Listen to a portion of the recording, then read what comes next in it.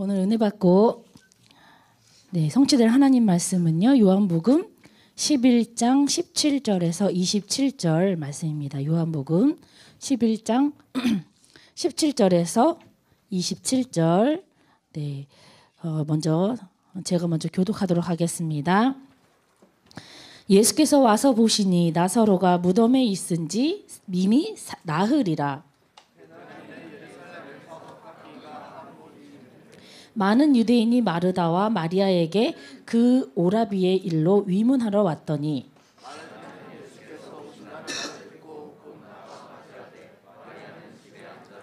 마르다가 예수께 여짜오되 주께서 여기 계셨더라면 내 오라비가 죽지 아니하였겠나이다. 그러나 나는 이제라도 주께서 무엇이든지 하나님께 구하시는 것을 하나님이 주실 줄을 아나이다. 예수께서 이르시되 내 오라비가 다시 살아나리라. 마르다가 이르되 마지막 날 부활 때에는 다시 살아날 줄을 내가 아나이다. 예수께서 이르시되 나는 부활이요 생명이니 나를 믿는 자는 죽어도 살겠고. 2절 같이 읽겠습니다. 무릇 살아서 나를 믿는 자는 영원히 죽지 아니하리니 이것을 내가 믿느냐. 이르되 주여 그러하외다. 주는 그리스도시요 세상에 오시는 하나님의 아들이신 줄 내가 믿나이다. 아멘. 저희가 이제 추석인데 그래도 많이 오셨네요. 생각보다. 우리 랩런트들이 어떻게 추석 때 우리 할아버지 할머니도 좀 뵙고, 그죠? 맛있는 것도 좀 많이 먹고, 그리고 얼굴도 좀 이렇게 쉬면서 좀 좋아졌나. 이렇게 마스크를 쓰고 있어서 잘 못 보이긴 하겠지만, 하여튼 그렇네요. 너무 반갑고요. 저희가 이제 금, 토, 그다음에 오늘 주일, 내일까지 이제 이렇게 추석이다 보니까 우리 랩런트들이 방황하는 것 같아요. 교회를 와야 할지 말아야 할지 어떻게 해야 할지. 그럼에도 불구하고 이렇게 다 결단하고 말씀드리러 온 게 너무너무 감사하기 때문에 오늘만큼은 진짜 하나님이 주시는 은혜가 2배로 임하길 기도하겠습니다. 먼저 광고 드릴 게 있는데요. 저희가 이제 차세대 선교사 훈련을 돌아오는 이제 금요일부터 이제 훈련을 시작하려고 했어요. 근데 이제 교회에서 지금 35주년 저희가 교회 창립 35주년 행사가 10월 16일 날 있거든요. 10월 9일, 10월 16일 2주간에 걸쳐서 합니다. 그래서 2주간에 걸쳐서 하기 때문에 그 이후에 창립 35주년 기념 차세대 선교사 훈련이라는 타이틀로 바꿔서 저희들이 한 달 정도 더 준비할 수 있도록 좀 시간을 주셨어요. 그래서 이제 중고대로 이제 저희들이 다 중심으로 하는데 교회 전체로 공지를 해서 광고를 해서 좀 더 준비를 하자라고 해서 저희들이 이제 준비를 좀 다시 한 달 정도의 시간을 저희들이 더 갖게 됐습니다. 그래서 이제 우리 보니까 우리 랩런트들이 신청을 가장 많이 했더라고요. 근홍을 랩런트들이. 훈련을 좋아하는 건지 1박을 좋아하는 건지 잘 모르겠지만 하더라고요. 그래서 저희 어른들도 그러니까 랩런트들을 선교사로 이제 훈련하기 때문에 재정 같은 것도 더 많이 확보를 해야 되고 준비도 많이 해야 되고 하기 때문에 시간을 더 주신 것 같습니다. 차질 없이 이게 준비하시면 될 것 같고요. 지난주 주일 메시지가 화평의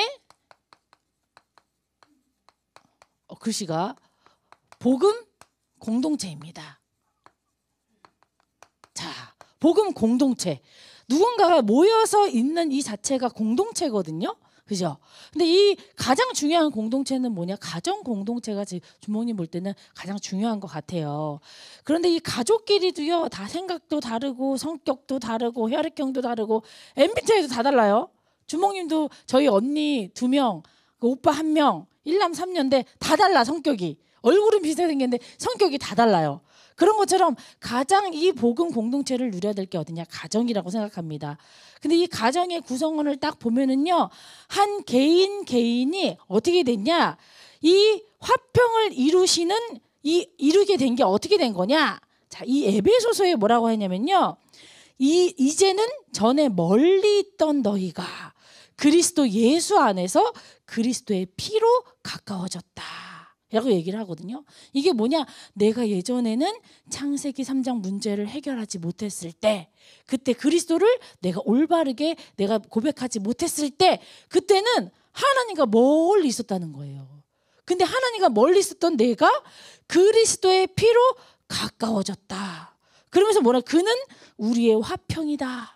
우리를, 왜냐면은 우리를 화해시켜 줬기 때문에 화평이다 라고 얘기하십니다. 뭐라면 원수된 것, 곧 중간에 막힌 담을 자기 육체로 허셨다. 이게 누가 했다고요? 그리스도가 하셨다. 법조문으로 된 계명을, 율법을 폐하였다. 이렇게 계속 말씀하고 계십니다. 그래서요, 우리는 화평을 어떻게 됐다고요? 십자가에 이 예수님이 달려 돌아가심으로 이 십자가의 대속으로 우리에게 화평이라는 것이 주어졌다는 거예요. 그렇다면 하나님이 왜 이 화평을, 하나님과 인간과의 관계, 멀어졌던 관계를 왜 회복을 시켜주셨냐? 화평을 주신 목적이 있다라고 얘기를 합니다. 그럼 어떤 목적이냐? 이 또 에베소서에 보니까, 2장에 보니까요, 또 오셔서 예수님이 그리스도로 이 땅에 오셔서 나와 하나님의 멀어졌던 관계를 회복시켜 주시고, 또 먼 데 있는 너희에게 평안을 전하시고 가까운 데 있는 자들에게 평안을 전하셨으니, 이게 뭐냐? 이 하나님과 아직도 우리는 하나님의 그리스도를 주로 고백한 순간 우리가 하나님과 가까워졌잖아요. 근데 아직도 멀리 있는 그 사람이 있다는 거예요. 그 사람들에게 평안을 전하게 하려고, 이러기 위해서 나와 먼저 하나님께서 나에게 화평을 주셨다. 십자가로 이 화평을 이루셨다라고 얘기를 하는 겁니다. 우리 렘넌트들이 주목님이 작년에 이제 처음에 왔을 때 주목님들이 이제 딱 출석부를 딱 보면서 우리 렘넌트들을 한 명 하면 이제 좀 이렇게 봤어요. 이렇게 보면서 주목님이 나름대로 이렇게 통계를 좀 내봤거든요. 근데 어떻게 나왔냐면, 작년에 95%의 렘넌트들이, 어떤 렘넌트냐? 부모님이 우리 교회 나와. 95%가.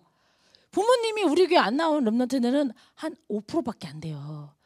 근데 주모님이 이제 이번에 또 이렇게 어떤 교회에서 요청을 하셔가지고 통계를 내봤어요. 통계를 딱 내봤는데 우리 렘넌트들이 82%가 이제 부모님이 우리 교회 다니는 거예요. 이게 무슨 뜻일까요?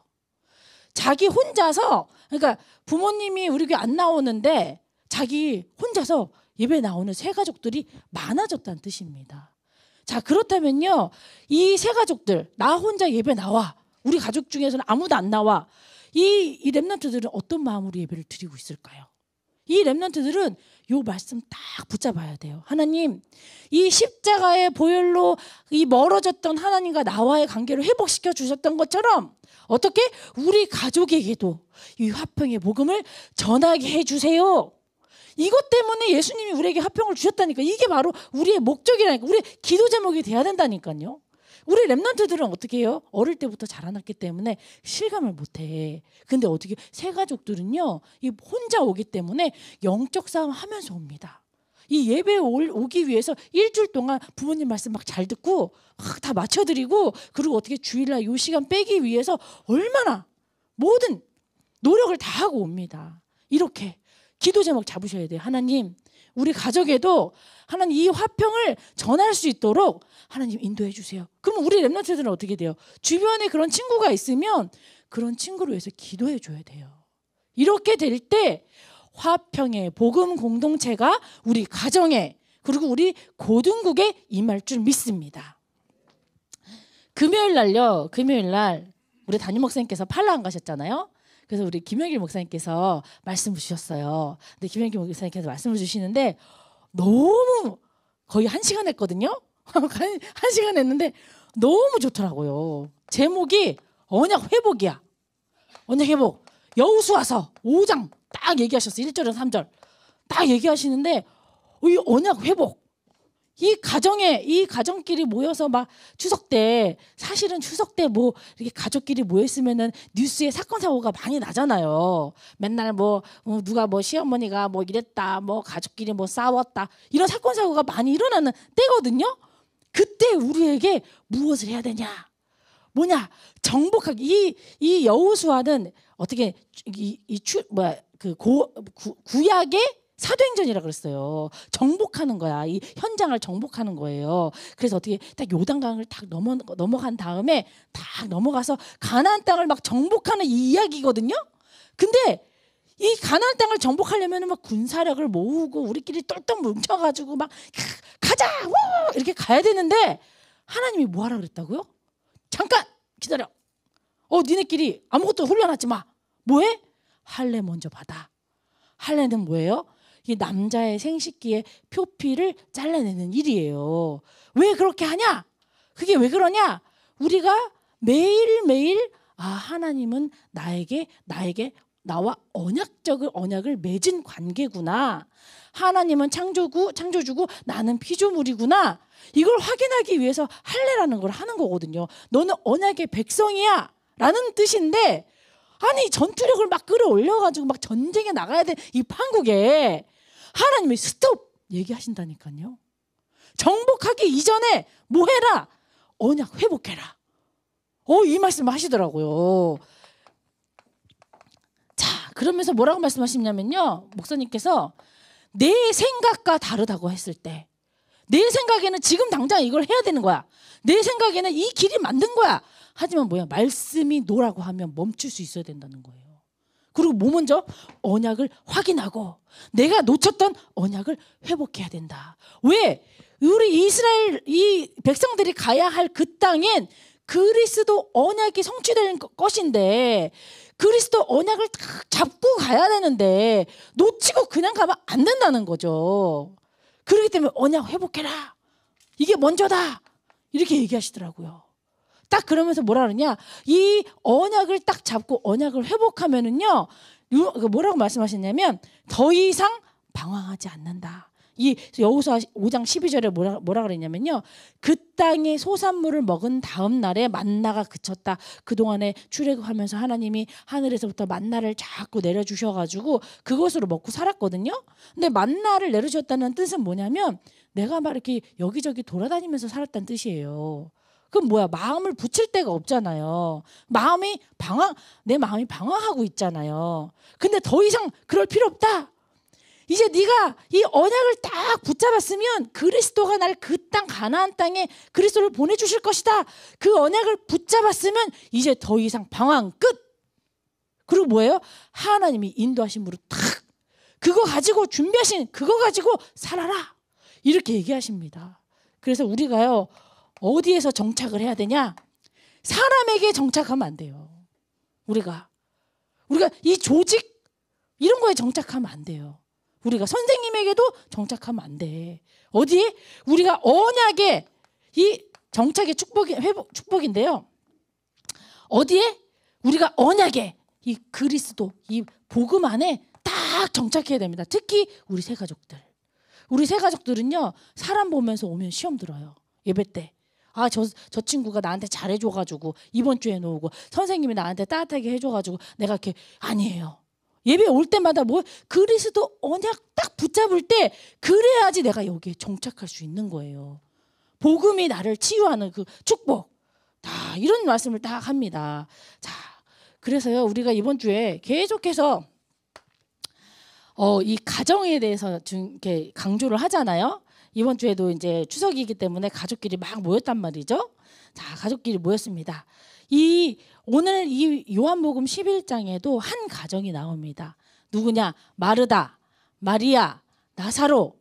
이 남매의 가정이 나와요. 이 가정에 하나님의 향한 다 계획이 있더라고요. 그것이 무엇인지 딱 발견하는 오늘 하루가 되면 됩니다. 그래서 첫 번째는요, 뭐냐면 우리 가정에 하나님의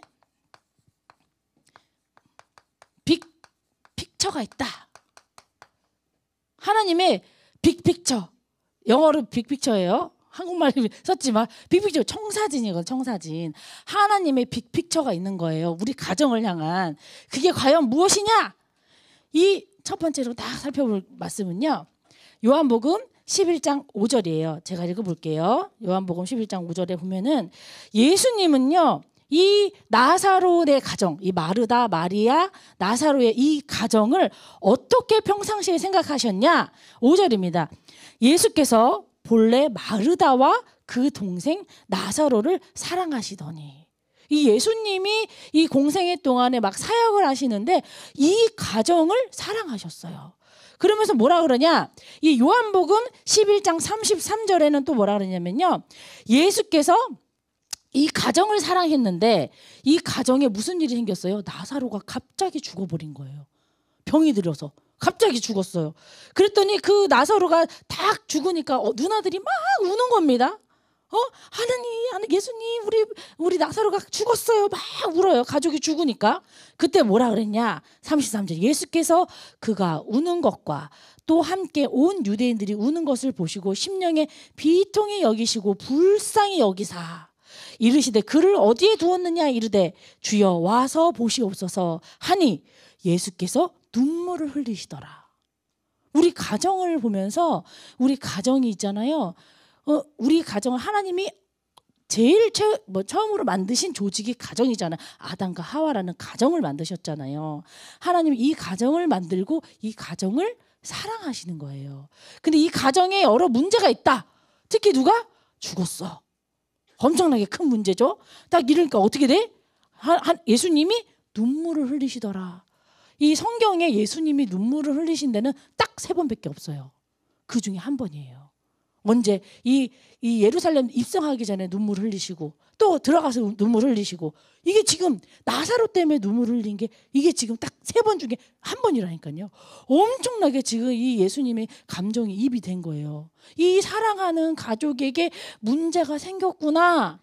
그러면 누가 힘들어요? 물론 부모님 힘들지. 그죠? 자녀들도 힘들지. 하지만 뭐예요? 예수님이 이 사랑하시는 가정에 문제가 딱 생길 때 누구보다도 예수님이 너무 마음이 아프다. 이거를 렘넌트들이 알아야 합니다. 이 예수님은요, 기본적으로 가정을 사랑하세요. 왜? 이 가정에 내가 만든 우리 자녀들이 있기 때문에, 렘넌트들이 있기 때문에, 우리 성도들이 있기 때문에 너무 가정을 사랑해요. 근데 이 가정에요, 이 문제가 생겼어요. 이 요한복음 11장에는 어떤 문제냐? 이별이라는 문제가 생겼습니다. 이별. 갑자기 나사로 함께 지내던 이 동생이 갑자기 죽어버리는 거예요. 동생 없는 친구들은 너무 이렇게 잘 모르겠지만, 동생 있고 막 언니 있고 이런 사람들이 한 명 막 갑자기 막 사고로 죽었어. 기뻐할 수가 없잖아. 그죠? 부모님이 얼마나 가슴 아프겠어. 자녀가 먼저 죽었는데. 이런 이별의 문제가 딱 찾아온 거예요. 그러니까 어떻게 해요? 근데 이게 이별이 뭐야? 성경에 이제 주모님 계속 얘기하겠지만 이 이별도 하나님의 계획이다 라고 하십니다. 왜 그런지 쫙 얘기를 해볼게요. 자, 주모님도요. 어렸을 때 아버님이 이게 5살 때 돌아가셨어요. 우리 아버님이 이제 새벽기도 하시다가 이제 뇌출혈 올라와가지고 돌아가셨거든요. 근데 주모님이 이제 어렸을 때부터 아빠가 없이 자라다 보니까 막 상처인 거야. 그리고 좀 전에 얘기했잖아요. 애는 넷이나 되고 엄마가 이렇게 애 넷을 막 길러 혼자서 막 그때 저희 엄마가 42세인가 그랬거든요. 42세 때 혼자 됐어. 주모님보다 어릴 때 애 4달이고 얼마나 상처야. 주모님도 그랬단 말이죠. 근데요, 주모님이 그때 그걸 뭘 몰랐냐? 아, 죽음 이후에 내가 우리 부모님을 다시 만날 수 있구나를 몰랐어요. 천국 있는 건 알았지. 근데 어린 나이다 보니까 아빠하고 이별이 너무 슬프고, 아니 왜 나는 다른 사람들 다 아빠 엄마 있는데 왜 나는 아빠 엄마 없는 거야? 여기에만 상처를 받았지. 죽음 이후에 우리가 천국 가서 다시 만날 수 있구나. 그걸 몰랐어요. 그러니까 그게 나에게 막 상처인 거야. 그럼 우리 렘넌트들 중에서도 마찬가지입니다. 아까 좀 전에 얘기했잖아. 새 가족들 어떻게 바라봐야 돼요? 우리 부모님에게 내가 복음을 전해야지. 이렇게 얘기를 하겠지만 이런 생각과 동시에 어떻게 합니까? 우리 부모님한테 어떻게 접근해야 되냐? 이런 마음으로 우리 부모님이 복음을 모르면 어떻게 해요? 죽음 이후에 다시 만날 수가 없어요. 내가 가장 친한 친구가 갑자기 이런 사고가 나서 만약에 죽는다, 다시 만날 수가 없어요. 그러면 어떻게 돼? 빨리 내가 사랑하는 그 사람을 죽음 이후에도 내가 천국 가서 다시 만나야 되겠다. 그런 마음으로 기도 한번 해보시라니까요. 그러면 어떻게 돼요? 더 이상 상처가 되지 않아요. 그리고 어떻게 빨리 가서 이 얘기를 해줘야 돼. 이 화평의 복음 공동체 만들어줘야 되는 거예요. 그걸 딱 있더라고요. 그러면은요, 이 내가 우리의 가정을 어떻게 바라봐야 하나 잘 생각해 보시면 돼요. 이 죽고 나서도 다시 만날 수 있도록 우리 부모님 잘 도와줘야 합니다. 어쨌건 이 이별도요, 이 하나님의 계획이 있다. 무슨 말이냐? 계속해서 한번 들어보세요. 자, 이 죽고 나니까 이 어떻게 됩니까? 이 마르다 이 누나가요 막 통곡을 하는 거예요. 우리 동생이 죽었다 이거야. 막 통곡을 합니다. 그래서 예수님께 이제 이렇게 소식을 보내죠. 우리 나사로가 죽었어요. 우리 여러분들 너무 잘 아는 스토리잖아요. 우리 나사로가 죽었어요. 근데 예수님이 며칠 있다가 오십니다. 딱 오시면서 뭐라고 하냐? 마르다 제일 첫째 누나가 딱 마중을 딱 나갑니다. 요한복음 11장 21절 우리가 읽었던 거예요. 주몽이 한번 읽어볼게요. 21절에 뭐라고 하냐면 예수님이 이제 딱 이제 오시는 거예요. 그 나사로가 죽은 다음에 자기네 가정을 방문하러 오시는 거야. 딱 그러면서 이릅니다. 마르다가 예수께 여짜오되 주께서 여기 계셨더라면 내 오라비가 죽지 아니하였나이다. 그러나 나는 이제라도 주께서 무엇이든지 하나님께 구하는 것을 하나님이 주실 줄을 아나이다. 예수께서 이르시되 네 오라비가 다시 살아나리라. 그러니까 뭐라 그래요? 마르다가 뭐라 그래요? 예수님이 여기 있었으면 우리 동생 안 죽었을 텐데 이렇게 얘기하는 거예요. 그러니까 예수님이 딱 오셔서 뭐라 그래요? 네 오라비가 다시 살아날 거야. 그러고 났더니 마르다가 아멘 해야 되잖아요. 아멘 안 하고 뭐라 그래? 24절입니다. 마르다가 이르되 마지막 날 부활 때에는 다시 살아날 줄 내가 알고 있어요. 어차피 부활 때는 다시 살아나잖아요. 천국 가서 다시 만나잖아요. 이렇게 얘기를 하는 거예요. 25절입니다. 예수께서 이르시되 나는 부활이요 생명이니 나를 믿는 자는 죽어도 살겠고 무릇 살아서 나를 믿는 자는 영원히 죽지 아니하리니 이것을 네가 믿느냐? 이렇게 얘기하는 거예요. 믿느냐? 그러니까 뭐라 그래요? 이 27절에 주여 그러하외다. 그러면서 이 베드로가 했던 고백보다 더 먼저 주는 그리스도시요 세상에 오시는 하나님의 아들이신 줄 내가 믿나이다. 이런 고백을 딱 하는 거예요. 이게 무슨 말이냐? 왜 이별이 하나님의 계획이냐는 거죠.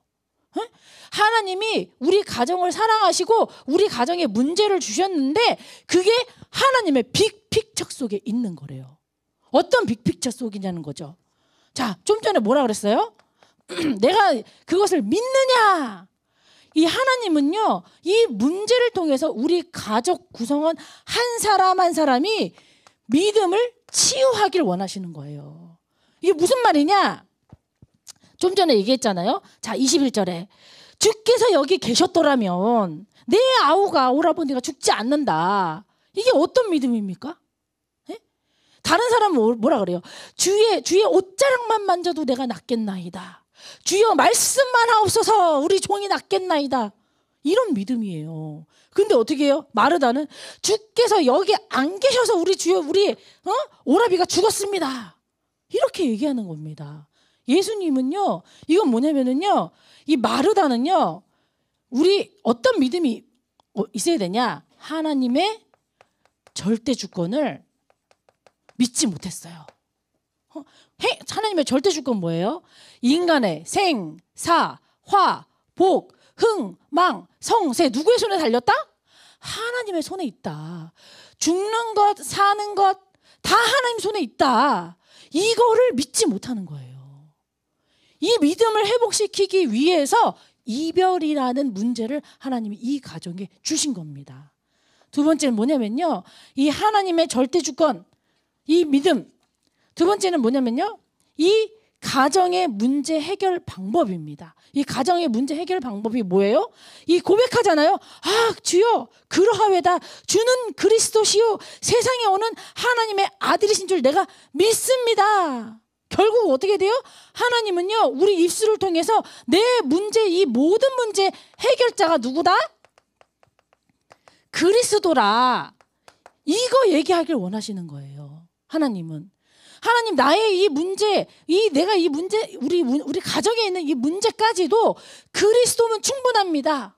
오직 그리스도밖에 안 됩니다. 이거 고백하길 원하는 거예요. 근데 어떻게 해요? 다른 방법 자꾸 씁니다. 내가 이렇게 하면 우리 엄마가 좋아하지 않겠지? 내 친구가 이렇게 좋아하겠지? 여러 방법 필요 없어요. 회복이라는 자체는 그리스도 말고는 할 수가 없어요. 왜? 그것 때문에 이 화평을 주신 목적이라니까요. 십자가로 이루신 화평이라니까요.